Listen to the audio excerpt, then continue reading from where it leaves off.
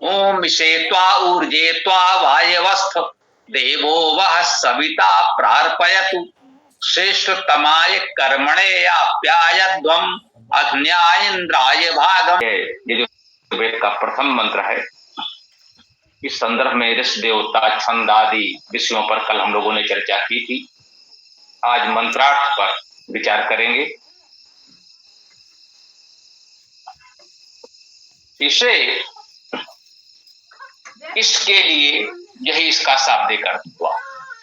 इस क्या है? इस धातु का कामना करना है। इससे का अर्थ हुआ इच्छा के लिए, गति के लिए, प्रगति के लिए। हम सबकी इच्छा है जीवन में गति हो, प्रगति हो। तो जीवन में इस गति प्रगति की इच्छा करते हुए हम परमेश्वर का स्मरण करते हैं। कह रहे हैं इसे गति के लिए, प्रगति के लिए, इच्छा कामना के लिए त्वा तुमको, यह सर्वनाम है, इसमें किसी और विवेचन की आवश्यकता नहीं।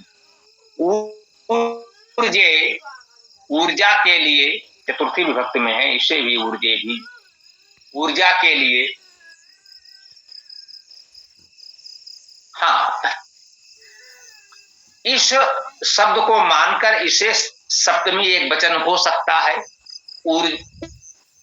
शब्द मानकर ऊर्जे सप्तमी एक हो सकता है। तो विद्वान इसका अपने विवेक के अनुसार चतुर्थी या सप्तमी मानकर अर्थ कर सकते हैं।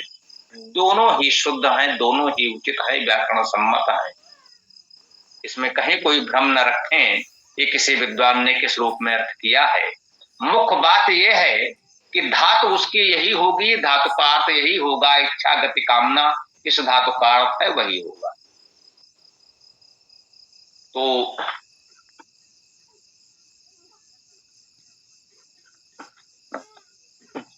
इसमें इच्छा में, गति में, कामना में ऐसा भी कह सकते हैं, ऊर्जे ऊर्जा में ऐसा भी कह सकते हैं। त्वा तुमको वायवाह, वायवाह वायु का बहुवचन है। वायु का अर्थ गतिशील, गंधयुक्त, रचनाशील किया गया है।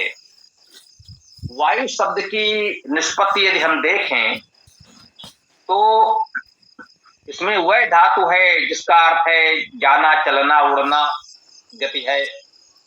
वे वह धातु है, वैते रूप बनेगा तो जाना, चलना, उड़ना है। वे धातु का भी रूप वयति वैते बनता है। इसका अर्थ बुनना, रचना करना है, सृजन करना, बुनना, कुछ बनाना। वह धातु हो सकती है वाति, इसका अर्थ गति करना, चलना, बहना, गंध होना है। गति तो है ही, इसमें गंध की बात अलग से है। वह धातु में गंध भी है और गति का अर्थ तो पहले वय और वे धातुओं में भी था। वह धातु में गति करने के साथ साथ गंध होना अर्थ भी है। विवेक धातु का अर्थ जाना, चलना, व्याप्त होना, इच्छा करना, भेजना, खाना, ये भी है। तो वायु शब्द में ये सभी धातुओं के ये सभी अर्थ समाहित हैं। वेद में हम जानते हैं परमेश्वर को अनेक गुणवाची नामों में जाना गया है। एक परमेश्वर को अनेक गुणवाची नामों से कहा गया है। उस परमेश्वर का एक नाम वायु भी इसीलिए है। गतिशीलता, रचनाशीलता, गंध आदि इन सभी धातुओं में जो भी अर्थ बताए गए वे सभी गुण परमेश्वर में तो होंगे ही। व्याप्त होना अर्थ भी है, परमेश्वर सर्वव्यापक है। तो वायु शब्द में अनेक गुण, अनेक अर्थ समाहित हैं। इन सभी गुणों से हम परमेश्वर को संबोधित करते हैं। इसलिए उस परमेश्वर का एक नाम वायु भी है, उसे वायु नाम से भी कहा गया। वायवह का शाब्दिक अर्थ लेंगे गति, गंध, व्यापकता, में स्थित, वायवस्थ है स्थित, स्थित धातु से स्थित, स्थित होना। कह रहे हैं इसे त्वा ऊर्जे त्वा वायवस्थ,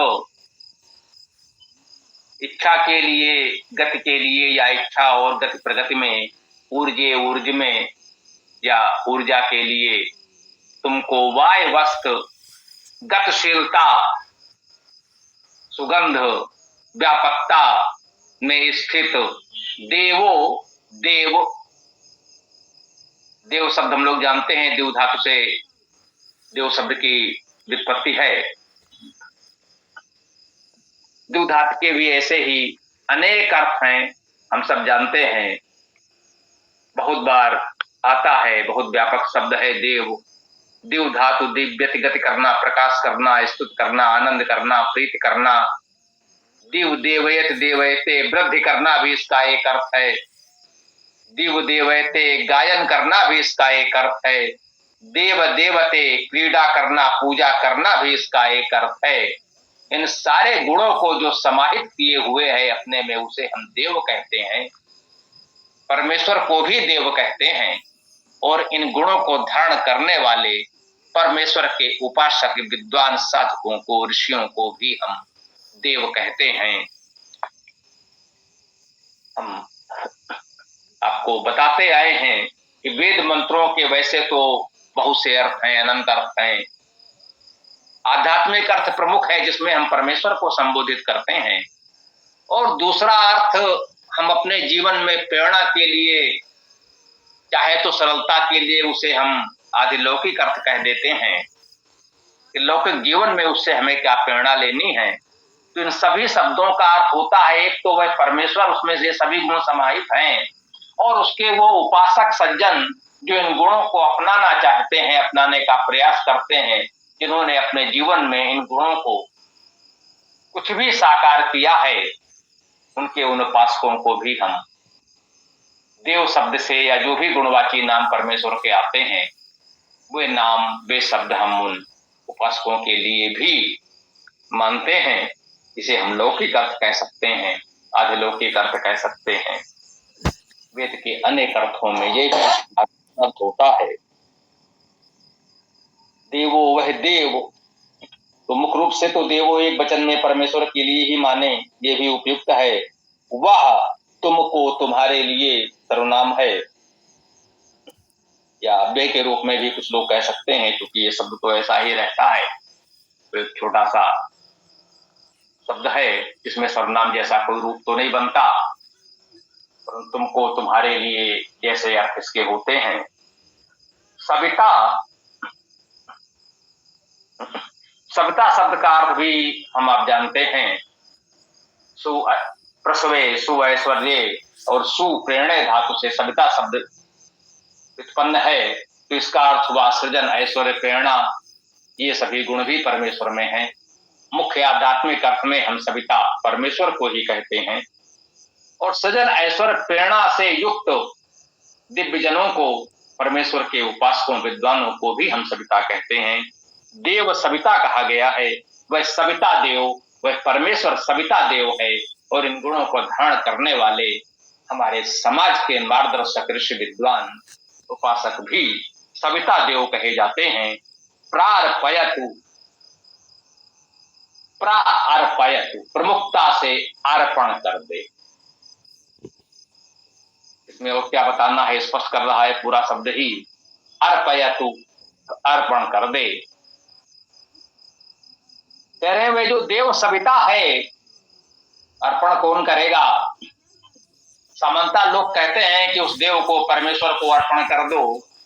ऋग्वेद का पहला ही मंत्र कह रहा है, हे परमेश्वर, हम आपको क्या अर्पण करें, हम इस योग्य कहाँ हैं जो हम आपको कुछ अर्पण करें। सब कुछ आपका ही है, तो हम क्या अर्पण करें? हमारे पास कुछ नहीं है, जो कुछ है आपका दिया है, तो जो कुछ अर्पण करें प्रभु आप ही हमें अर्पण कर दें, क्योंकि अभाव तो हमारे पास है, आपके पास तो सब कुछ अनंत है। हम आपको क्या दे सकते हैं, हम आपको क्या अर्पण कर सकते हैं? वेद की इस विशिष्ट उदात्त भावना को अनुभव करने का प्रयास करें। पहले ही मंत्र में यजुर्वेद में क्या कहा जा रहा है? देवो वह सविता प्रार्पयतु, वह देव सविता तुमको अर्पण कर दे। अपने लिए भी नहीं मांगा, तुम सब के लिए, पूरे समाज के लिए मांगा परमेश्वर से कि वह देव सविता, वह परमेश्वर तुम सबको, पूरे समाज को कर दे। क्या अर्थ कर दे? ये पहले कहा गया, किसे त्वा ऊर्जे त्वा वायवस्त। ये गतिशीलता, रचनाशीलता, सुगंध, व्यापकता में स्थित वह देव सविता हमें इसे अर्थात गति प्रगति, इच्छा कामना, ऊर्जा, बल, ये सब कुछ तुम सबको वह परमेश्वर अर्पण कर दे। उसके पास तो भंडार भरा है, अनंत है, कुछ दे देगा हमको तो उसका क्या घटेगा? कुछ नहीं, वह दे ही रहा है और हम ले ही रहे हैं। उसकी देने की सामर्थ्य असीमित है, हमारी लेने की सामर्थ्य सीमित हो सकती है। हम अपनी आवश्यकता भर ले लें, उसका तो भंडार भरा है, असीमित है, उसका तो कुछ घटना नहीं है, हमारी पूर्ति अवश्य हो सकती है। ये भाव रखना चाहिए। आगे कहते हैं, श्रेष्ठतमाय, श्रेष्ठतम के लिए हम किस लिए मांग रहे हैं? छोटे मोटे उद्देश्य के लिए नहीं, किसी संकीर्ण स्वार्थ के लिए नहीं। हम बहुत कोई संकीर्ण छोटी सी कामना भावना रखते ही नहीं। हम वैदिक हैं, व्यापक हैं, बहुत बड़े स्तर पर ही सोचते हैं। जब भी सोचेंगे तो कुछ बड़ा सोचेंगे, हम छोटा नहीं सोचते। कह रहे श्रेष्ठतमाय, श्रेष्ठ के लिए छोटी बात है, इससे नीचे तो सोचा ही नहीं जा सकता। शब्द कहा है श्रेष्ठ, श्रेष्ठतर और श्रेष्ठतम। श्रेष्ठ के लिए नहीं, श्रेष्ठतर के लिए ये भी नहीं, ये भी वेद की गरिमा के अनुकूल नहीं है। अरे भाई, परमेश्वर से मांग रहे हैं, उसका अनंत भंडार भरा है, क्या छोटा मोटा कुछ मांगना? उससे मांगना है तो श्रेष्ठतम मांगना है। श्रेष्ठतम के लिए कर्मणे क्या मांगा हमने?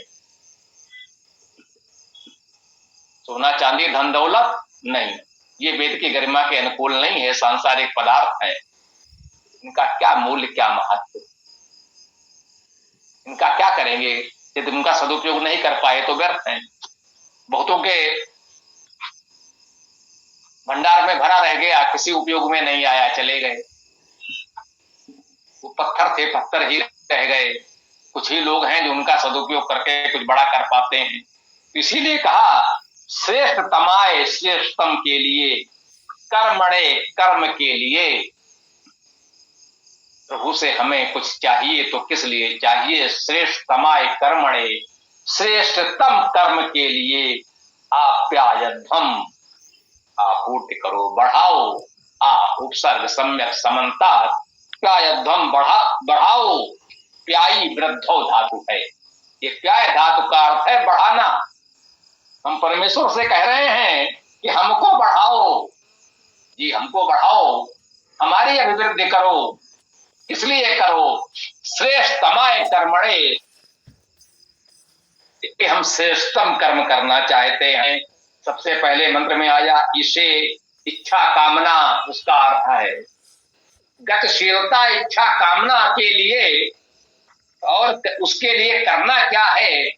श्रेष्ठतमाय कर्मणे, श्रेष्ठतम कर्म करने के लिए आप्यायध्वम, हमारी श्री वृद्धि करो, हमारी अभिवृद्धि करो।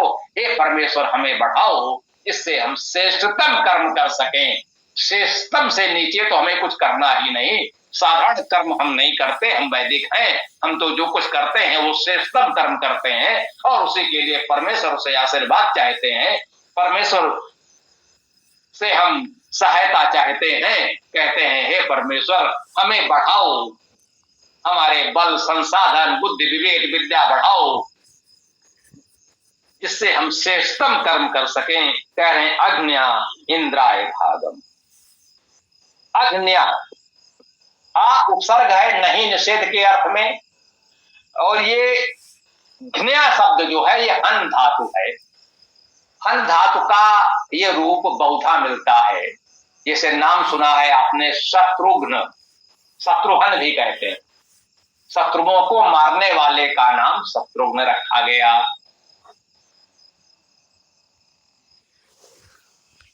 तो ये हन मारने भी मानते हैं। जैसे आप कहते हैं घात लगाना, अर्थात मारने वाला कारक, तो अब उसे कोई व्याकरणाचार्य विद्वान अलग धातु मान सकता है, कोई कह देता है कि हन धातु का ही एक प्रचलित रूप है, आप जैसे चाहें, अर्थ यही है, दूसरा कोई नहीं।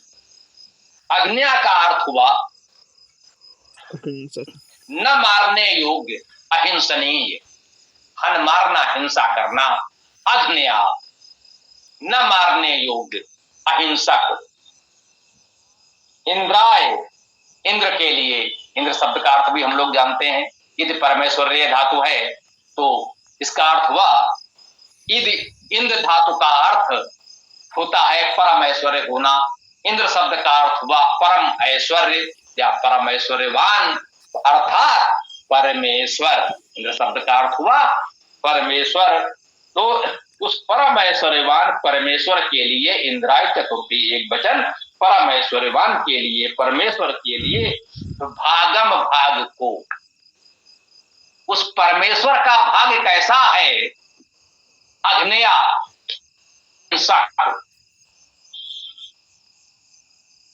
परमेश्वर के लिए, परमेश्वर के नाम पर हमें कुछ भाग अपने कर्म का, प्रयास का जो प्रतिफल है निकालना चाहिए। परमेश्वर को हम कुछ नहीं दे सकते, पहले कह दिया कि वह देव सविता ही हमें प्रार्पयतु, प्रमुखता से अर्पण कर दे, उसका भंडार भरा है, हमारी क्या सामर्थ्य है जो हम उसे देंगे, हम तो दे ही नहीं सकते। फिर भी एक भावना होनी चाहिए कि जो भी अपने श्रम से हम अर्जित करते हैं उसका एक अंश उस परमेश्वर के नाम से निकाल दें। परमेश्वर को नहीं दे सकते, परमेश्वर के जो उपासक सज्जन समाज के देव जन हैं, जो समाज के लिए कुछ अच्छा करने का प्रयास कर रहे हैं, उनकी सेवा सहायता में लगा दें, यही परमेश्वर का भाग है। और जब ऐसे इस प्रकार से परमेश्वर का भाग हम निकालेंगे तो उसका गुण या अहिंसक होना चाहिए।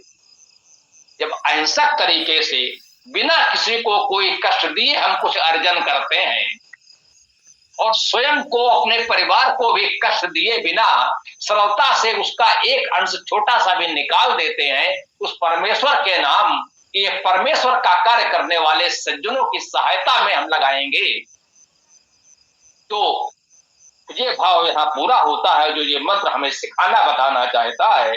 अग्न्या इंद्राय भागम, उस इंद्र के लिए अहिंसक भाग को निकालें, जिससे श्रेष्ठतमाय कर्मणे आप्यायध्वम, हमने कहा कि श्रेष्ठतम कर्म के लिए वह परमेश्वर हमें बढ़ाए, और गत के लिए, ऊर्जा के लिए, रचनाशीलता में स्थित वह देव सविता प्रार्पयत, हमें प्रमुखता से अर्पित करे।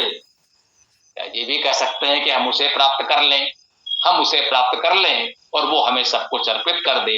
ये भावना है, शब्द सा अर्थ वही रहता है, शाब्दिक अर्थ नहीं बदलता। शेष आपकी भावना के अनुसार थोड़ा बहुत भावार्थ तो हो सकता है, वो आपका हो सकता है, हमारा हो सकता है, किसी भी बड़े से बड़े विद्वान का हो सकता है। तो इस भाव के साथ इस मंत्र को, हमारा मन है समय की सीमा को देखते हुए यहीं विराम दिया जाए। यद्यपि यजुर्वेद के इस प्रथम मंत्र का एक भाग, आधा भाग हो पाया है। इस मंत्र के दो भाग हैं, कल हमने बताया था। प्रथम भाग में छंद पंक्ति है और द्वितीय भाग में छंद त्रिस्तुप है। तो आज इस मंत्र का प्रथम भाग, पंक्ति छंद वाला भाग हमने पढ़ा, और कल हम लोग इस त्रिस्तुप छंद वाले दूसरे भाग पर चर्चा करेंगे, उसका अर्थ समझने का प्रयास करेंगे। यद्यप पुनः कहेंगे, ये मंत्र वेदायन के व्याख्या के क्रम में